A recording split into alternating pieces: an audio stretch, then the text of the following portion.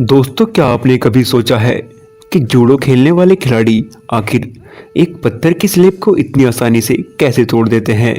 या फिर जब आप बस में सफ़र करते हैं और बस अचानक चलती है तो आप पीछे की ओर क्यों झुक जाते हैं? या फिर पेड़ को हिलाने से उसके फल क्यों टूट जाते हैं? दोस्तों, यदि आप इन सभी सवालों के जवाब जानना चाहते हैं और जानना चाहते हैं कि आखिर इनके पीछे विज्ञान का कौन सा नियम कार्य करता है, तो दोस्तों आप इस वीडियो को अंत तक देखते रहें। और दोस्तों, हमें आशा है कि ये वीडियो आपको विज्ञान को समझने में काफ़ी हद तक मदद करने वाली है। सदी के सबसे महान वैज्ञानिकों में शुमार न्यूटन ने गति के नियम दिए हैं। दोस्तों, वैसे तो न्यूटन ने बहुत से नियम दिए थे, लेकिन उनके गति के नियम शायद भौतिक विज्ञान में सदा ही याद रखे जाएंगे। दोस्तों, आपने भी 8th स्टैंडर्ड से गति के नियम पढ़े होंगे। दोस्तों, शायद आपको उनके बहुत से यूजेस के बारे में पता होगा। दोस्तों, आज हम बहुत से अनोखे नियम जानते हैं जो इन तीनों नियमों को फॉलो करते हैं। न्यूटन ने अपने गति के प्रथम नियम को देते हुए कहा था कि यदि किसी वस्तु पर कुल बल का मान 0 है तो उस वस्तु का वेग एक नियतांक होगा। साधारण शब्दों में समझा जाए, यदि कोई वस्तु गति कर रही है तो वह हमेशा गति करती रहेगी, और यदि कोई वस्तु विराम अवस्था में है तो वह हमेशा रुकी रहेगी। इसका मतलब यह निकलता है कि यदि हम किसी वस्तु को हवा में फेंकें तो वह निरंतर हमसे दूर जाती रहेगी। लेकिन दोस्तों, पृथ्वी पर ऐसा इसलिए नहीं होता क्योंकि पृथ्वी पर मौजूद वातावरण वस्तु के मार्ग में एक घर्षण बल पैदा करता है, जिससे कुछ समय पश्चात वस्तु रुक जाती है। दोस्तों, यदि हम यह प्रयोग निर्वात में करते हैं, निर्वात यानी जहाँ पर वातावरण ना हो, तो दोस्तों हम देखेंगे कि हमारे द्वारा फेंकी गई वस्तु कभी रुकेगी ही नहीं। अक्सर आपने यह देखा और महसूस किया होगा कि जब आप बस या रेलगाड़ी में सफ़र करते हैं और बस या रेलगाड़ी अचानक चलती है तो यात्री पीछे की ओर झुक जाते हैं। दोस्तों, आखिर ऐसा क्यों होता है?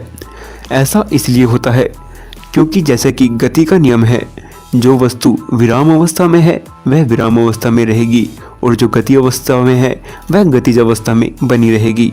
दोस्तों, जब रेलगाड़ी रुकी थी तब आप विराम अवस्था में थे, और जब रेलगाड़ी चली तो आप गतिज अवस्था में आने का विरोध करते हैं। दोस्तों, उम्मीद करता हूँ कि आप न्यूटन के गति के प्रथम नियम को काफ़ी अच्छे से समझ गए होंगे। न्यूटन के प्रथम नियम के कुछ अच्छे उदाहरण और भी हैं, कार्य को कमेंट कर जरूर बताएं। और अब जानते हैं न्यूटन के गति के दूसरे नियम को। दोस्तों, न्यूटन के गति के दूसरे नियम को हम समीकरण के नियम के नाम से भी जानते हैं। दोस्तों, दैनिक जीवन में उपयोग के हिसाब से इस समीकरण का उपयोग बहुत अधिक होता है। दोस्तों, इस समीकरण का उपयोग समय को घटाकर या बढ़ाकर किया जाता है, जैसे कि आज हम जानेंगे। दोस्तों, गति के दूसरे नियम को समझने के लिए इसके एग्जाम्पल यानी दैनिक जीवन में उपयोग को समझना बहुत जरूरी है। इसी से हमें गति की दूसरी समीकरण समझ आएगी। दोस्तों, आपने अक्सर देखा होगा, यदि हम किसी वस्तु को पकड़ते हैं तो अपने हाथों को बहुत तेजी से पीछे की ओर ले जाते हैं। दोस्तों, आपने यह अधिकतर क्रिकेट मैच में देखा होगा कि जब कोई फील्डर बॉल पकड़ता है तो वह अपने हाथों को पीछे की ओर खींचता है। दोस्तों, ऐसा इसलिए किया जाता है जिससे बॉल के द्वारा हाथों पर लगने वाले बल के समय को बढ़ाया जा सके।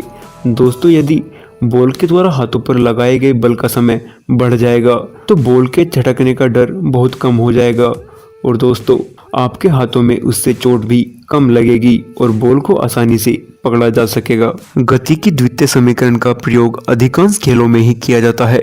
इसका प्रयोग खिलाड़ी अपनी क्षमता को बढ़ाने या फिर खेलों के दौरान लगने वाली चोट से बचने के लिए किया जाता है। दोस्तों, गति के दूसरे नियम के कुछ दैनिक जीवन उदाहरण बहुत खास हैं, जैसे कि ऊंची कूद या लंबी कूद कूदने के लिए मिट्टी का भुरभुरा किया जाना। दोस्तों, जूडो के खिलाड़ी स्लेब को इसलिए आसानी से तोड़ पाते हैं क्योंकि वे समय के मान को थोड़ा कम कर देते हैं, जिससे फोर्स बढ़ जाता है और स्लेब आसानी से टूट जाती है। दोस्तों, अब जानते हैं गति के तीसरे नियम के बारे में। दोस्तों, यह नियम आपको दैनिक जीवन में लगने वाली बहुत सी साधारण चोटों से बचा सकता है। दोस्तों, इस नियम को आप अच्छे से समझना। दोस्तों, गति का तीसरा नियम क्रिया प्रतिक्रिया के नियम के नाम से भी जाना जाता है। इस नियम के अनुसार यदि किसी वस्तु पर बल लगाया जाए तो वस्तु भी उतना ही बल विपरीत दिशा में लगाएगी, जैसा कि आपने देखा होगा। दोस्तों, मुख्यतः हमें न्यूटन के तीसरे नियम से बल की प्रकृति का अनुभव होता है। बंदूक से जब कोई गोली छोड़ी जाती है तो बंदूक भी पीछे की ओर समान बल लगाती है। दोस्तों, न्यूटन के गति के तीसरे नियम के कुछ अन्य उदाहरण भी जानते हैं। दोस्तों, आपने देखा होगा जब आप किनारे से नाव से उतरते हैं तो उस समय नाव पीछे की ओर चली जाती है। दोस्तों, ऐसा क्रिया प्रतिक्रिया के नियम के अनुसार ही होता है।